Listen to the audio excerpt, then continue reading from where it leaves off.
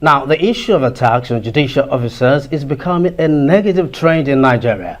After the attack on Justice Mary Odele's house in Abuja in 2021 by armed security operatives, there have been calls for more protection for judges.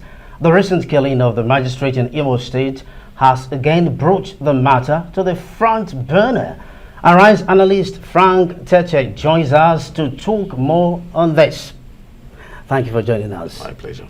Now, it's becoming very worrisome when you look at issues like this.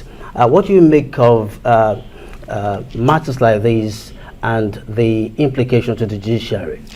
Oh, well, it's a very terrible situation to think that those who dispense justice, the sacred temple of justice, can be desecrated in such a manner that the president, the one who presides, who sits at the very temple of dispensing justice to the people, will be dragged out in such a very inhumane and terrible manner and be shot dead.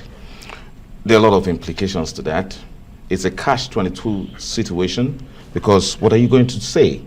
You know, the security in the courts is inherent in the court to the extent that even the criminal respects it because he hopes to get justice from there. Now, the ordinary person hopes to get justice. So all this while, it's taken for granted that places where justice is delivered are safe. But it hasn't been so.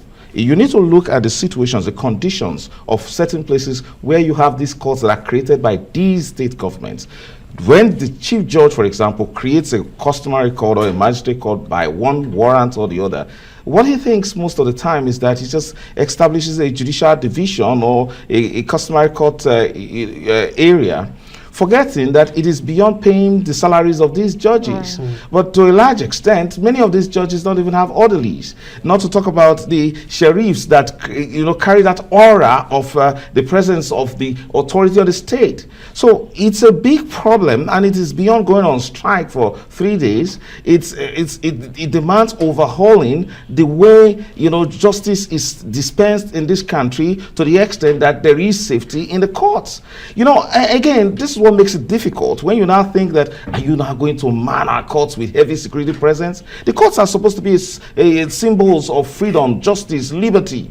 And before now, the threats to our court in terms of security have been security men themselves. Now, if you look at how they threatened the judge during Omoyole Showere's trial, they came to arrest him. That was particularly DSS, and you saw a judge, a high court judge, scampering for safety.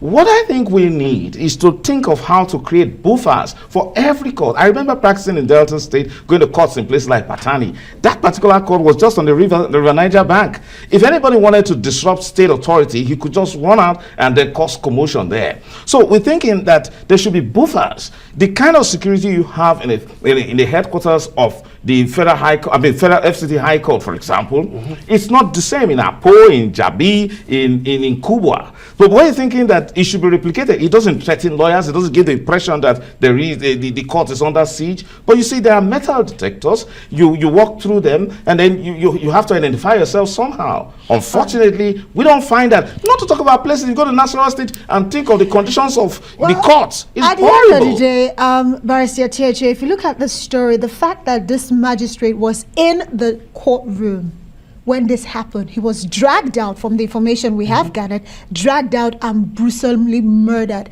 And looking at the fact that this magistrate is actually an employee of the Imo State government.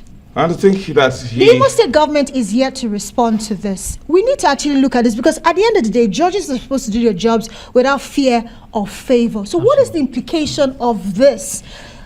Several implications. On the administration of our justice here in Nigeria. Several implications. Well, it can't be taken for granted that Imo State has been in the eye of the storm when it comes to insecurity. Governor Hope Uzodinma has a lot to answer to that effect. He must ask for correct help from the president if his state is going through that sort of mayhem as we've been witnessing in the previous weeks and months. But you see, you're asking about implication. Is it about the personality of the judge? This is a judge who has been called to the Nigerian bar since 1991.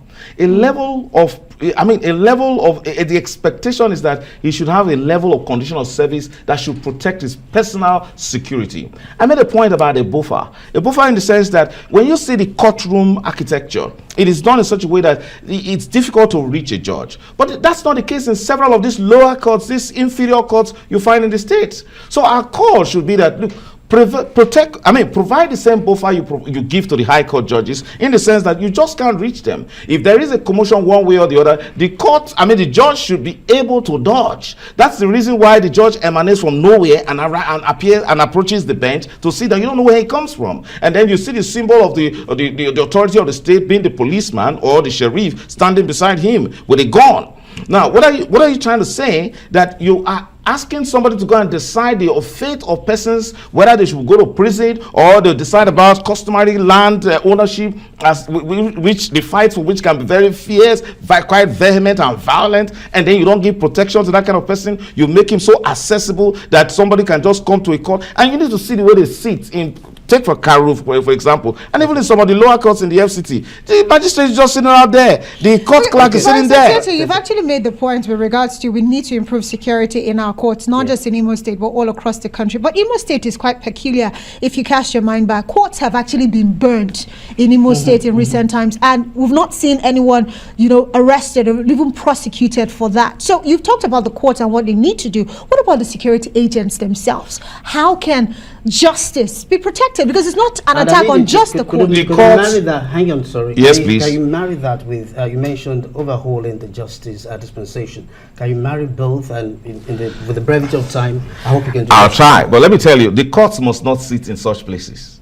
Right. We oftentimes have seen election tribunals that ought to have held in Port Harcourt, ought to have held in Calabar, be moved to the FCT. Courts must not sit in dangerous circumstances, especially in Imo State. Governor Hope Uzodimma hasn't sufficiently been able to assure people that unknown gunmen will not stop burning down INEC offices or burning down or going to courts to drag out magistrates to kill them. Now, in that case, I expect the NBA to be more robust in declaring that, look, we need an audit on all the courts in Nigeria now, and to tell us the security apparatus that have been put in place to protect them. And we need to now decide whether our members of the NBA, can approach those courts. Magistrates are also members of the NBA. They've not been exalted to the higher bench, so they are under the protective cover of the NBA. The NBA should be more circumspect to now demand and say, look, we can't expect at a court sitting on the banks of River Niger where any sort of person can just come and cause commotion. We want our lawyers, our members to go there. We want any magistrate that will go there without adequate security. So what is expected is that those who create the courts, in this case Governor Hope Uzodimma through the chief judge, should now tell themselves that, did we make adequate provisions for these persons that we sent to provide justice?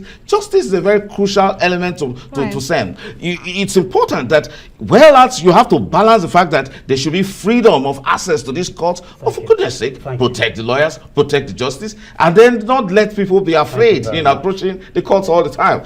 Thank you. So major responsibilities needed on the part of the government. Thank you very much. Seriously. Thank you.